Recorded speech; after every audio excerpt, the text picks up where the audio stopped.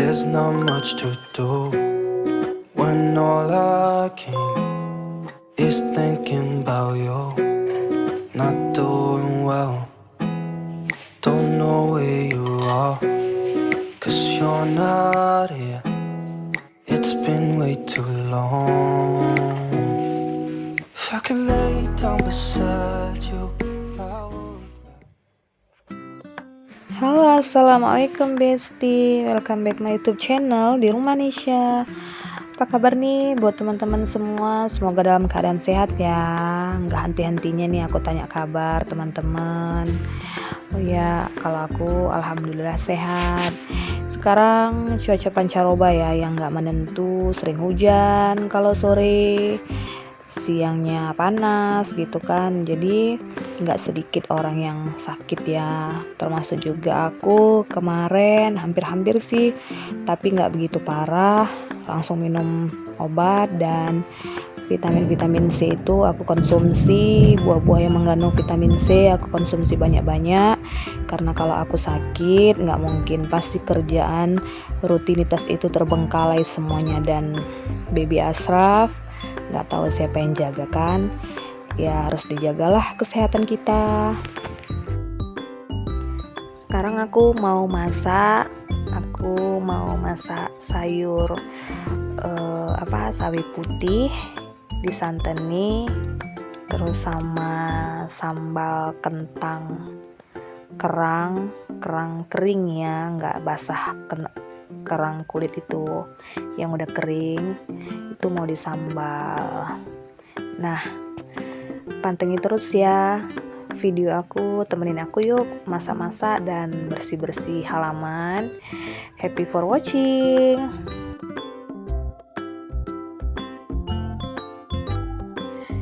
Aku berusaha di hari biasa itu untuk menyiapkan segala pekerjaan, jadi di weekend supaya kerjaan gak banyak gitu, pengen refreshing, healing gitu kan, karena sejak punya baby jarang, terbatas sih langkah tadi ya. Setiap mau pergi mikir nanti hujan, nanti seperti ini seperti itu, pokoknya banyak lah ininya mikirnya gitu. Akhirnya nggak jadi pergi, nggak jadi healingnya deh. Paling bikinnya cuman belanja bulanan, belanja yang penting-penting gitu doang, nggak ada yang maksudnya cuci mata gitu, nggak ada, nggak seperti yang dulu ya sebelum punya baby, apalagi sebelum menikah. Jangan ditanya, kayaknya kalau nggak keluar itu pintu ini tertawa deh melihat aku di rumah gitu. Sekarang tuh udah beda, makanya teman-teman tuh bilang aku tuh beda 180 derajat. Betah ya di rumah dengan betul-betul menjadi ibu rumah tangga yang baik budiman di rumah aja. Aku sih orangnya nggak bisa lari dari rutinitas. Sebelum aku mau bepergi itu dari malam aku harus udah mikirin besok aku kerjain apa gitu. Jadi lusanya itu kerjaan aku nggak banyak, karena aku menumpuk kerjaan itu paling males. Bukannya apa-apa kalau kita tumpuk kerjaan, toh kita sendiri yang lelah, nggak ada siapa yang bantu kan. Jadi aku tuh sebisa mungkin untuk memperingankan diriku sendiri dengan mengerjakan rutinitas itu setiap hari, nggak mau menumpuk kerjaan. Udah terbiasa sih dari aku gadis ya, dari zaman kuliah dulu. Kalau aku mau pergi tuh teman-teman aku tuh udah pada tahu. Jadi aku harus buat schedule. Misalnya tuh besok aku mau pergi. Nah, paginya dari malamnya tuh aku udah berpikir besok aku bangun jam berapa, mau ngerjain apa gitu sebelum aku pergi. Karena kalau aku pergi, rumah masih berantakan, itu seperti terbebanin, nggak bisa, dan pulang-pulang nanti lelah, capek, makin stres lihat rumah tuh kotor. Tapi kalau udah bersih, pulang pun ya tinggal istirahat gitu kan, pokoknya tinggal enak lah. Nggak aku kerjain tuh ada dua faktor. Pergi yang mendadak, terdesak, atau aku memang bener-bener lagi sakit nggak bisa beraktivitas. Selebih dari itu semuanya rutinitas aku tuh selalu aku kerjain. Nggak pernah yang namanya tuh di skip, nggak pernah yang namanya malas. Mau semalas gimana pun tetap yang namanya walaupun nyapu bagi aku tuh asal-asalan, tapi harus tetap bersih, dipel-pel gitu deh. Besoknya baru bersihkan betul-betul lagi, di vakum, disedot semuanya. Karena kalau rumah yang kotor itu rasanya pusing, nggak nyaman. Udah kita di rumah aja kan. Jadi gitu sih kalau aku. Makanya teman-teman semua pada bilang gimana ya caranya buat rumah itu tetap bersih, rumah itu supaya rapi aja gitu. Sebenarnya rumah yang bersih dan rapi itu nggak ada. Rumah itu pasti berantakan. Yang ada itu rumah yang selalu dibersihkan, rumah yang selalu dirapikan. Apalagi kalau punya anak kecil, itu memang harus serba gercep, gercep ya, serba gercep. Anak tidur langsung bergerak, itu nggak ada cerita.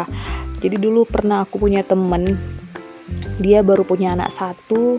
Sekali aku ke rumahnya, ini nggak menghina ya, ini cuman membahas.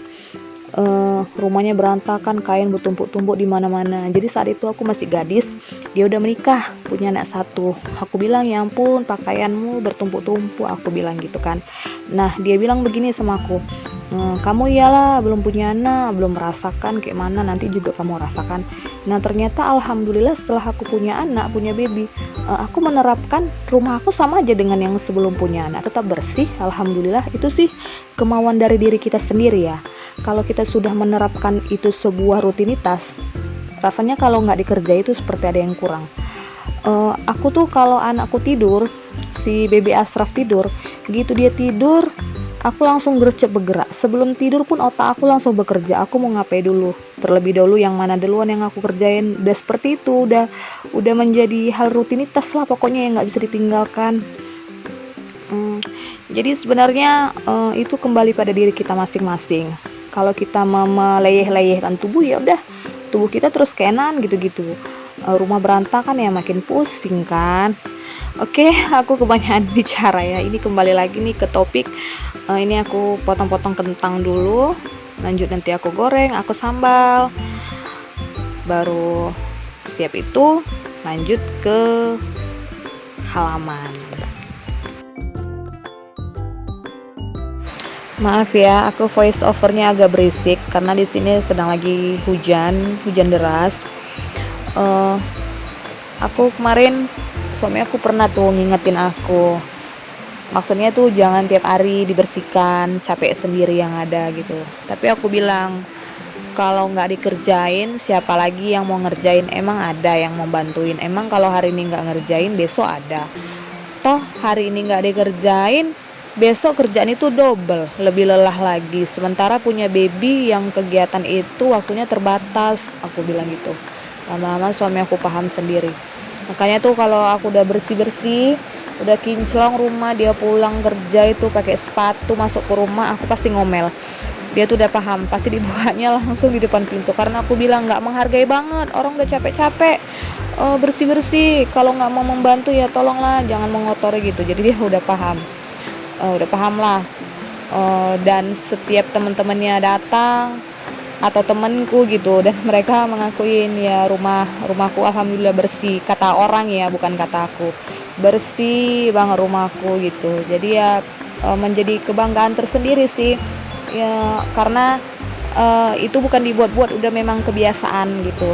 Jadi diawalilah dengan sebuah rutinitas, lama-lama menjadi kebiasaan, maka tidak dilakukan, tidak dikerjakan itu tubuh itu seperti merasa ada yang kurang gitu. Jadi buat bunda-bunda semua, ayo semangat buat ininya, menjadi ibu rumah tangga yang produktif, melakukan hal-hal yang positif yang untuk kebaikan buat diri kita, daripada kita melakukan hal-hal yang gak ada faedahnya ya kan. Misalnya pokoknya banyak lah yang unfaedah itu, banyak kita melakukan yang pokoknya yang kebaikan untuk diri kita gitu. Karena anak-anak itu kan seperti kertas putih ya, ibarat seperti kertas putih. Apapun yang kita tulis itu akan terlihat di kertas putih. Begitulah anak-anak kecil itu tadi, dia akan terbiasa. Apabila dari kecil dia sudah dibiasakan hidup bersih, maka sampai ke dewasa dia akan menerapkan hal yang sama seperti yang kita ajarkan. Kalau aku sih alhamdulillah dari kecil emang diterapkan di keluarga, dan ibuku, nenekku juga semua pembersih. Teman-temanku itu semua mengakuin kalau dulu setiap bermain ke rumahku saat pulang sekolah itu selalu rumah bersih, pokoknya bersih lah gitu kan. Jadi udah terbiasa bagi aku menerapkan diri. Makanya kadang aku melihat orang yang maksudnya glowing, tapi ketika melihat rumahnya kotor gitu, rasanya kok bisa ya gitu mereka. Kalau aku sih lapar boleh aku tahan, asal bersih dulu, rapi dulu, seperti habis masak. Bersihkan dapur aku dulu, itu semua sing-sing itu aku cuci, kompor-kompor aku bersihkan semuanya. Sampai udah bersih baru aku makan. Aku nggak bisa makan dulu baru bersihkan itu dapur, nggak bisa. Aku tahan, bisa aku menahan itu. Yang penting pikiranku tenang. Kalau pikiranku nggak tenang, makan pun, duduk pun aku sepertinya nggak ini. Jadi aku pernah melihat sebuah video, katanya itu seperti sindrom apa gitu ya. Segala sesuatu tuh harus melakukan dengan perfect. Sindrom apa? Sekecil hal mungkin kotor itu pun harus terlihat gitu. Jadi ternyata itu sebuah sindrom gitu, tapi sindrom baik ya yang membuat kebaikan pada diri kita.